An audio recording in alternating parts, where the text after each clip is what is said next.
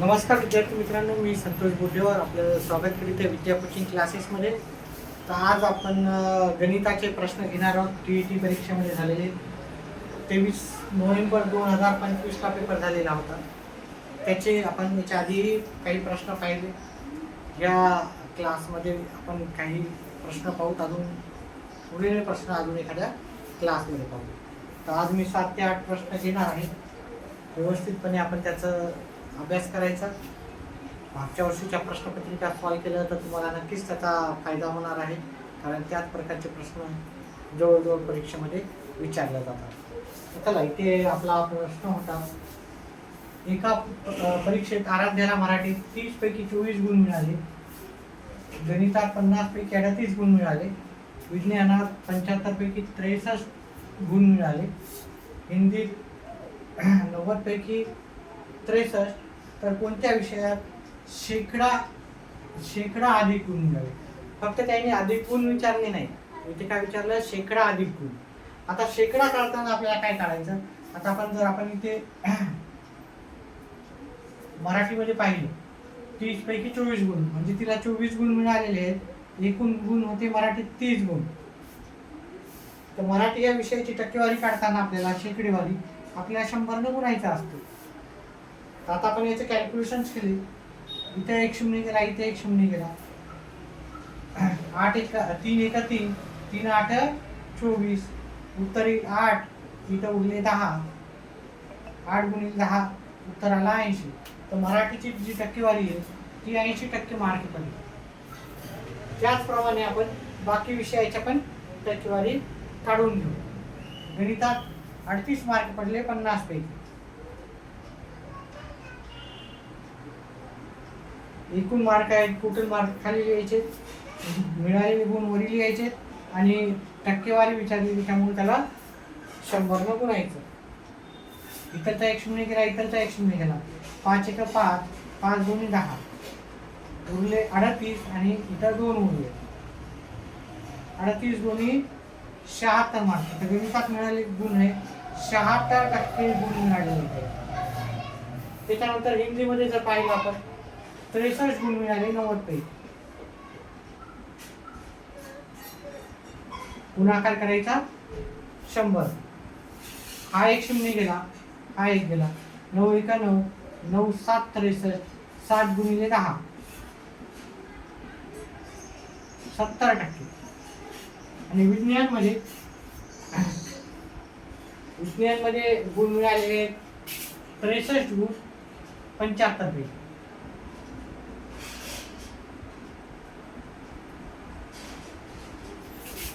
आता याला 25 न भाग घेतला 3 येतात, याला 25 न भाग दिला 4 आले. आता आपण ह्या 3 न 63 ला भाग जातो, 21 उत्तर येते. 21 गुणिले 4 करायचे, 21 गुणिले 4 उत्तर येते 84. तर इथे सर्वात जास्त जर आपण पाहिलं तर हे विज्ञान विषयामध्ये मार्क सर्वात जास्त टक्केवारी पडली. त्याच्यामुळे याचं उत्तर होतं पर्याय क्रमांक 4 विज्ञान.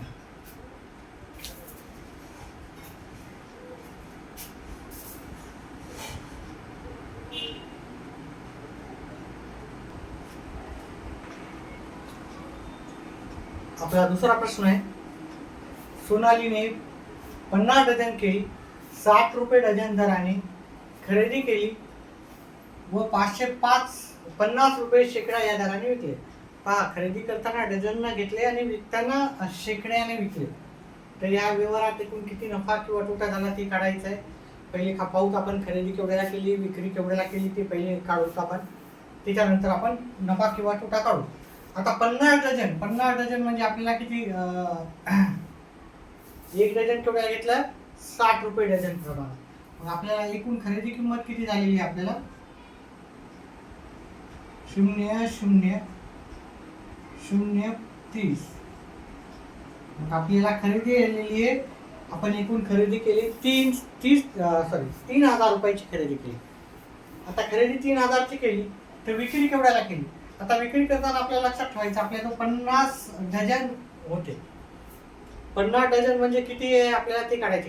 किती होतात प्रत्येक नग. 50 डझन म्हणजे एका डझन म्हणजे राहतात 12. आपल्याला किती होते असे मोजायचे. ठीक आहे. आता आपण जर इथे काढलं 0 5 गुणिले 10 0 5 आपला जो 600 केळी आहे. आता शेकडा तिने केवढ्याला विकलेली आहे? 550 रुपयाला 100, म्हणजे 100ची किंमत किती आहे? 550. मग 600 ची किंमत किती असणार? 600 म्हणजे आपल्याला 1 शेकडा म्हणजे 550, 600 म्हणजे 6 शेकडी. 6 शेकडी म्हणजे 600. एक तर डायरेक्ट असं करा, नाही तर असं करा. 200 ला किती येणार? 1100. 300 ला किती येणार? याला 3 न गुणायचं. असं 600 आपल्याला 6 न गुणावं लागेल. 550 6 शेकडे. ठीक आहे. एक तर पाडा तयार करून करा किंवा असं करा. ठीक आहे. 5 सक 30 उरले 3, 5 सक 3, 30 आणि 3 33. ही विक्री किंमत एवढ्याला झाली. म्हणजे खरेदी 3000 ला केली आणि विक्री 3300 ला केली. मग आपल्याला नफा झाला का तोटा झाला? आपण जास्त रुपयाला विक्री केली. विक्री जास्त रुपयाला केली तर नफा होतो. 300 रुपयाचा नफा झाला. दोघातला फरक पाहिला तर 300 रुपये. पर्याय क्रमांक 2चं उत्तर आहे.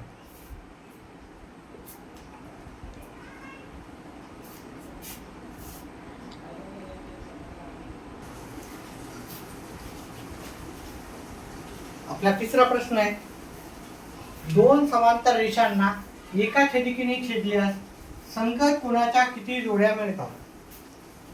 पहा, प्रश्न असे प्रश्न राहतात की जर तुम्ही प्रॅक्टिस नाही केले तर तुम्हाला बऱ्याचशा गोष्टी कळणार नाही. त्याच्यासाठी आपला प्रत्येक घटकावर, प्रत्येक टॉपिकवर आपले व्हिडिओ राहणार आहेत. त्याच्यामुळे आपले प्रत्येक व्हिडिओ पाहत जा. व्हिडिओ पहा, व्हिडिओला लाईक करा, व्हिडिओला शेअर करा. लाईकच्या नंतर हाईप येते ऑप्शन ते करा, कारण तुमच्या सपोर्टमुळेच मी पुढे जाणार आहे. ठीक आहे. तुमच्या सपोर्टशिवाय मी पुढे जाणार नाही. सर्व मी डिटेलमध्ये समजावून सांगण्याचा प्रयत्न करतो. सध्या तरी कोणत्याही प्रकारचे मी चार्जेस घेत नाही. फ्री ऑफ कॉस्टमध्ये आपलं चॅनेल आहे. फक्त एवढंच की अपेक्षा आहे की तुम्ही आपल्या चॅनेलला लाईक करा, लाईक नंतर हाईप करा, जास्तीत जास्त आपल्या मित्रांपर्यंत शेअर करा. आणि असे जे टॉपिक आहेत, ठीक आहे, जे पण तुम्हाला अवघड जात आहे त्याच्यावर आपण सेपरेट व्हिडिओ बनवू. याच्यावर पण मी सेपरेट बनवणार आहे. पण तरी पण आता हा इथे प्रश्न आहे, त्याचं उत्तर आपण करू. पहा, त्या 2 समांतर रेषा. समांतर रेषा म्हणजे काय, छेदिका म्हणजे काय, त्याच्यावर सगळ्यावर आपले डिटेलमध्ये व्हिडिओ राहणार. तर एका व्हिडिओमध्ये आपण सर्व डिटेलमध्ये बोलायला गेलो तर भरपूर वेळ लागतो. ठीक आहे. त्याच्यामुळे आपल्या याच्यावर व्हिडिओ राहतातच. ठीक आहे. 2 समांतर रेषा म्हणजे काय, तरी पण आपण थोडक्यात समजायचा प्रयत्न करतो. समांतर रेषा म्हणजे ह्याच्यातलं अंतर जे राहते ते नेहमी सारखंच राहणार आहे. आता भरपूर तुला समजावून होतं की सर ह्याच्यातलं अंतर नेहमी सारखं कसं राहणार, थोडं बहुत तरी कमी जास्त होतं. नाही, त्याचं एक उत्तम उदाहरण म्हणलं तर रेल्वेच्या पटऱ्या. रेल्वेच्या पटऱ्यातलं अंतर नेहमी समानच राहते.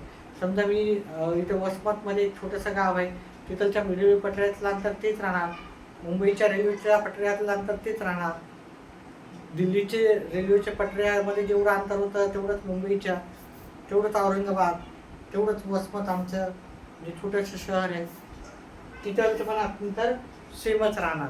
मग त्याला म्हणतो आपण पॅरलल लाईन. टर्न जरी घेतला तरी अंतर सेम, नाही तर टर्न आहे म्हणून अंतर कमी करायचं असं होईल का? नाही होणार. आणि ही छेदिका आहे. आता संगत कोण म्हणजे काय राहते पहा.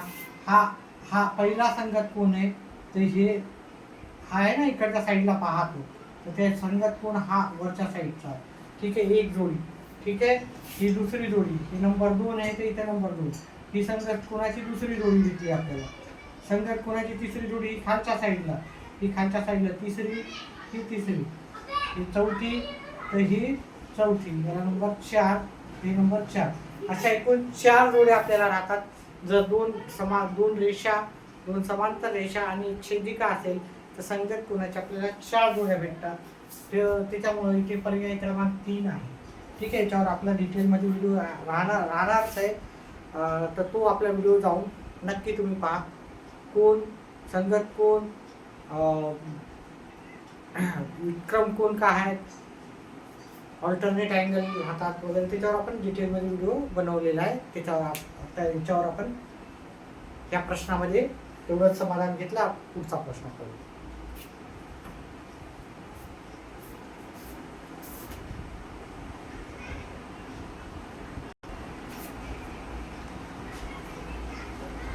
आपला पुढचा चौथा प्रश्न आहे. हा प्रश्न वर्तुळावर आधारित आहे, त्याचप्रमाणे पायथागोरसवर पण आधारित आहे. ओ केंद्र असलेल्या वर्तुळातील 16 सेमी लांबीची जीवा पी क्यू ही वर्तुळ केंद्रापासून 6 सेमी अंतरावर असल्यास त्या वर्तुळाची त्रिज्या किती? हा अतिशय पॉप्युलर असा प्रश्न असतो, बऱ्याचशा स्पर्धा परीक्षेमध्ये येत असतो. याच्यामध्ये तुम्हाला पायथागोरस पण असणं माहीत असणं गरजेचं आहे. 8वी आणि 9वीच्या गणिताच्या सिलेबसमध्ये हा प्रश्न भरपूर वेळेस असतो. त्याच्यावर धडे आहेत. तुम्ही 8वी आणि 9वीचे पुस्तकं पाहिले तर त्याच्यामधून तुम्हाला हा धडा परफेक्ट होईल. ठीक आहे. तरी मी सांगितलं की प्रत्येक घटकावर आपण सेपरेट व्हिडिओ बनवणारच आहोत. त्याच्यामुळे आपले व्हिडिओ जर पाहिले तर तुम्हाला सर्व तुमचं गणिताचं जे नॉलेज आहे ते पक्क होण्यासाठी मदत करण्याचा आपण प्रयत्न आपला छोटा राहील तुम्हाला. चला, इथे आपण जास्त वेळ नाही घालू. हा आपला वर्तुळ आहे, ही जीवा आहे, हा वर्तुळ केंद्र आहे. या वर्तुळ केंद्रापासून ही जीवा दिली त्यांनी 16. वर्तुळ केंद्रापासून जीवेची जी लांबी आहे ती दिलेली आपल्याला 6. आता जेव्हा ही लंब टाकतो आपण जीवेवर लंब टाकतो तेव्हा हे जी बाजू आहे ती दुभागते म्हणजे त्याला अर्धा करते. ठीक आहे, ही दुभागते. वर्तुळ केंद्रातून जीवेवर टाकलेला लंब हा जीवेला दुभागतो, अशा एक त्याची व्याख्या आहे पूर्ण. तर म्हणजे त्याचा अर्थ ही 16ची जीवा आहे, इकडचा भाग झाला 8चा, इकडचा भाग झाला 8चा.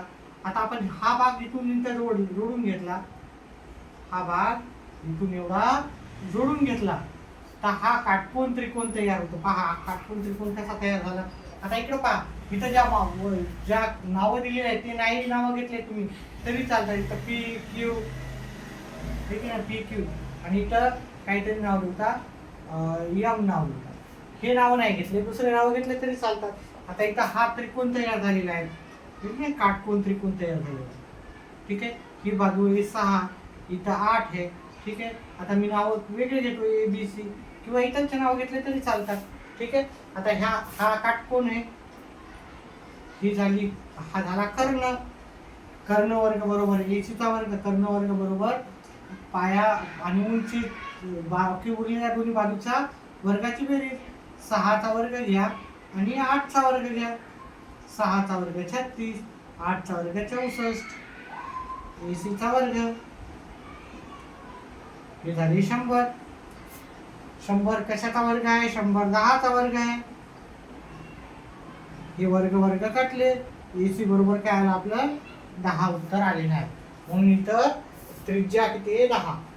आता ह्या प्रश्नामध्ये पहा, प्रश्न व्यवस्थित वाचून घ्यायचा. तर त्रिज्या विचारली, आपण त्रिज्येचं अंतर काढलं. पण बऱ्याचशा वेळेस असा प्रश्न विचारतात की व्यास किती असणार? मग व्यास डबल असतो त्रिज्येच्या. अजून असा पण प्रश्न येतो, सर्वात मोठ्या जीवेची लांबी किती? सर्वात मोठी जीवा म्हणजे व्यास. त्याचं पण उत्तर 20 आलं असतं. व्यास जर विचारला असतं तर 20 आलं असतं. इथं व्यास विचारला नाही तर त्रिज्या विचारली, त्याच्यामुळे इथं उत्तर 10 राहणार.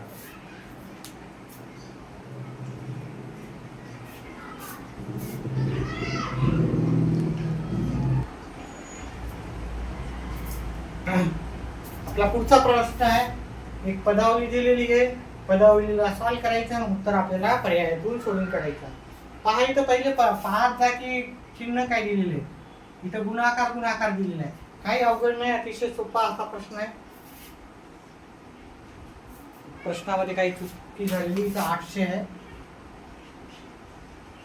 ठीक आहे, चला, व्यवस्थित झालेला आहे. या दोघांची वजाबाकी केली तर 625 येते. गुणाकार या दोघांची बेरीज केली तर 0.64 येते. याला वर्गमुळातून काढला, हा कशाचा वर्ग आहे? हा 38चा वर्ग आहे. 38चा वर्ग.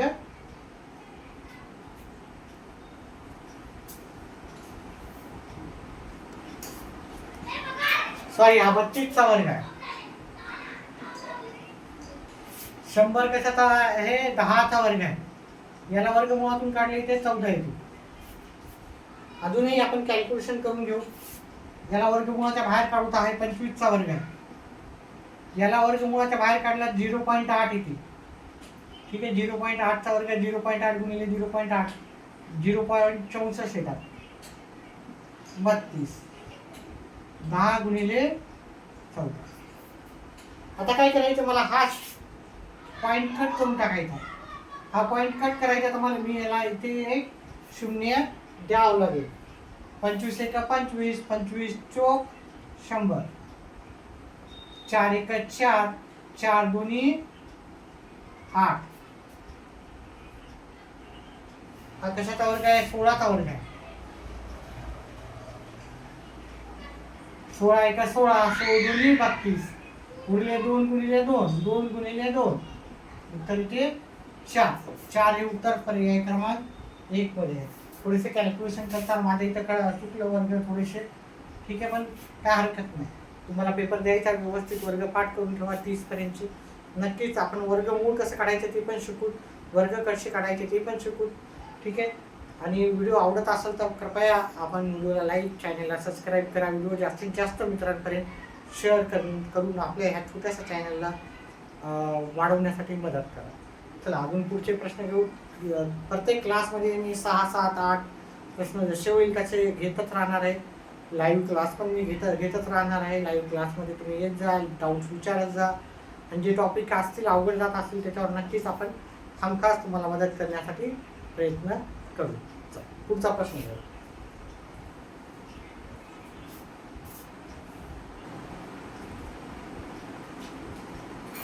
आपला पुढचा प्रश्न, 5 ताटे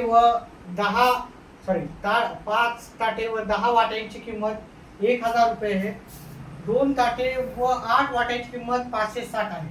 तर एका ताटाच्या किमतीत किती वाटे मिळतील असं विचारलं. आता आपण ताटाला ए पकडलं आणि याला बी पकडलं तर आपण उत्तर काढू. 5A अधिक 10B बरोबर किती आहे, 1000. आता प्रत्येकाला आपण 5 न भागाकार दिला, याला 5 न भागाकार दिला. ठीक आहे, इथं ए अधिक बी बरोबर याला पण 5 न भाग दिला तर 200. हे आपलं पहिलं समीकरण झालं. त्याच्यानंतर दुसरं समीकरण आहे 2A, ताटाच्या जागी ए लिहिलं, वाट्याच्या जागी बी लिहिलं, 8B बरोबर 560. आता इथं प्रत्येकाला आपण 2 न भागू. 2 न भागितलं तर ए येईल, इथं 4B येईल, इथं 5 न भागितलं तर 2 येईल, 2B हे की नाही. याला 5 न भागितलं 2 येईल, याला 2 न भागितलं तर 1 येईल, याला 2 न भागितलं 4 येईल, याला 2 न भागितलं तर 280. आता आपल्याला 2 समीकरण भेटले. आता समीकरण इथं 1 नंबर भेटला, इथं 2 नंबर भेटला. आता आपण समीकरण 2 मधून 1 वजा करू, हे की नाही. समीकरण 2 म्हणजे ए अधिक 4B बरोबर 280, ए अधिक 2B बरोबर 200. वजाबाकी केली आपण, ए कटून गेला, 4 मधून 2 गेले, 2B राहतील. इथे वजाबाकी केली तर 80 येईल. 2B बरोबर आपले 80 आले. बी बरोबर किती येणार, 80 भागिले 2 म्हणजे 40 उत्तर येणार. म्हणजे एका वाटीची किंमत 40 आहे. आता ताटाची किंमत पाहू आपण. आता आपण इथं जर पाहिलं, ठीक आहे, कोणतं समीकरण, हे समीकरण आहे की नाही. ए अधिक 2B बरोबर 200. आता 2B ची किंमत किती आहे, 80 आहे. 2B च्या जागी मी 80 ठेवतो. ए ची किंमत किती आहे माहिती नाही, हे 80 तिकडे जाते. ठीक आहे, ए बरोबर 200 वजा 80.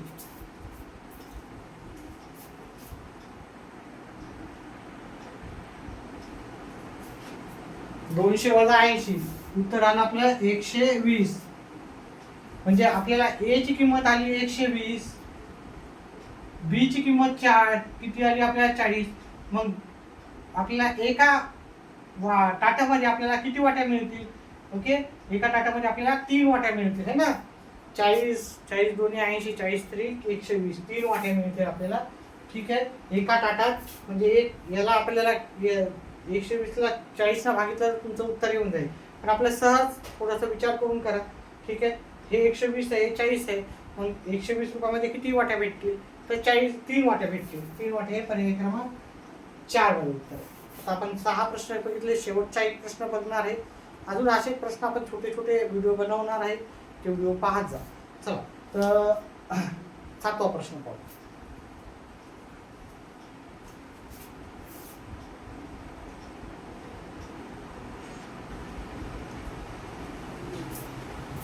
चला आपला पुढचा प्रश्न आहे, 72 आणि 96 यांचे सामायिक विभाजक किती? आता आपल्याला विभाजक म्हणजे काय अतिशय सोपं असतं. ठीक आहे, विभाजक म्हणजे 72 चे विभाजक पाहू. 72 चे विभाजक म्हणजे 72 ला कशा कशाना भाग जातो त्या सर्व संख्या. आता पहा 72 चे विभाजक काढताना आपल्याला सहज 1 न प्रत्येक संख्येला भाग जातो. ही 2 ही 72 ही समसंख्या असल्यामुळे त्याला 2 न भाग जातो. 3 न भाग जातो याला 24 त्रिकम 72, 4 न जातो 18 चौम 72, 5 न नाही जात, 6 न जातो 12 सख 72, 8 न जातो 8 9 72, 9 न जातो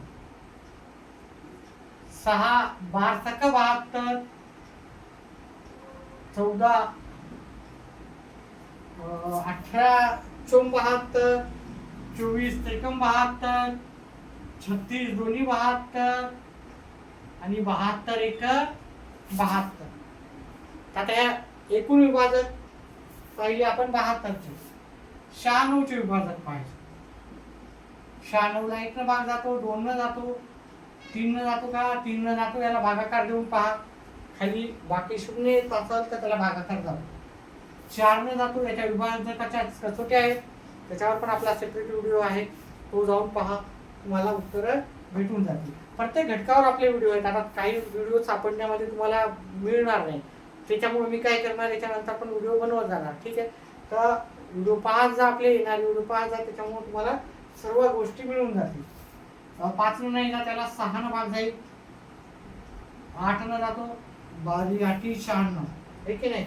9 न नाही, 10 न नाही जात, 12 न जातो, 16 न जातो, 24 न जातो, 48 न जातो आणि 96 न जातो.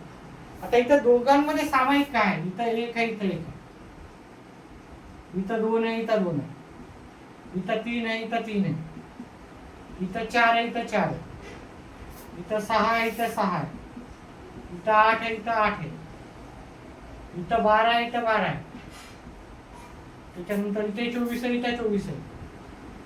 ठीक आहे, एवढे सामायिक अवयव आपले झालेले आहेत. 32 त्रिक 32 न जातो का याला? 32 नाही जातो, आहे की नाही. चला 32 इथे नाही आहे, त्याच्यामुळे काही प्रश्न नाही. 36 आहे तिथे. चला किती येते? 1 2 3 4 5 6 7 8. 8 आहे. 8 हे पर्याय क्रमांक 2 मध्ये. ठीक आहे, आता सध्या त्याला एवढंच, या व्हिडिओमध्ये एवढंच पाहू. व्हिडिओ आवडला तर व्हिडिओला लाईक नक्की करा, सबस्क्राईब करा, व्हिडिओला हाईप करा, चॅनल जास्तीत जास्त शेअर करा आणि आपल्या चॅनलला ग्रो करण्यामध्ये मदत करा. व्हिडिओ पाहिल्याबद्दल धन्यवाद. आपला दिवस शुभ राहो.